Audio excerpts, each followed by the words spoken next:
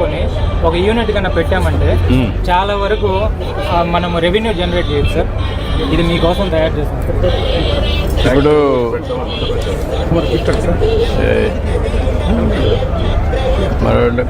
Secretary ప్రజలు ఎక్కడ ఇది మార్కెట్లో ఉండే ప్లాస్టిక్ దానికి వ్యతిరేకంగా నేను కొబ్బరి చిప్పలతో తయారు చేస్తాను సార్. Eco friendly. ఇప్పుడు ఈ కొబ్బరి చిప్పల్ని వీళ్ళు ఏం చేస్తున్నారు? టీటీడీ ఏమైనా ఐడియా ఉందా? టీటీడీ వాళ్ళు కొన్ని కోకో ఇది బొగ్గు తయారు చేసేదానికి యూజ్ చేస్తున్నారు. కొంచెం మీరు వర్కౌట్ చేయండి.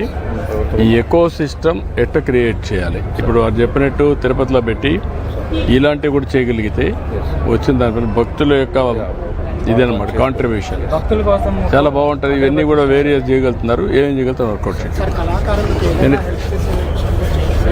కళాకారులు సెల్ఫ్ ఎంప్లాయ్మెంట్ కూడా ఇది ఎట్లా చేయాలని వర్కౌట్ చేస్తాను. ప్రభుత్వం తరపున ఏదన్నా మనకు ఆర్థిక సహాయం ఉంటే నేను ఇంకా దీన్ని డెవలప్ చేసి 100 జాబ్స్ క్రియేట్ చేయగలుగుతాను. నువ్వు సెటప్ చేసుకోవాలంటే మోడల్కి ఎంత అవుతుంది నీకు?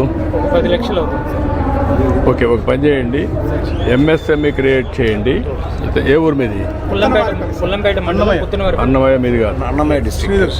మీరు పని చేయండి, ఎంఎస్ఎంఈ రిజిస్టర్ చేసి ఒక 2-3 లక్షల రూపాయలు ఆ ప్రాంతంలో సబ్సిడీ ఇచ్చి ఇక్కడంతా లోన్ అరేంజ్ చేయండి. ఏం చేయగలుగుతారు వైబిలిటీ చూడండి, చేయించండి. నేను చెప్తాను. Okay. India largest plastic recycling sir Shakti industry. ఇది ఇందాక మీకు చెప్పాను కదా, సెంటరింగ్ బోర్డు. ఇప్పుడు ఐరన్ షీట్స్ కాకుండా బిల్డింగ్ కన్స్ట్రక్షన్లో ఇప్పుడు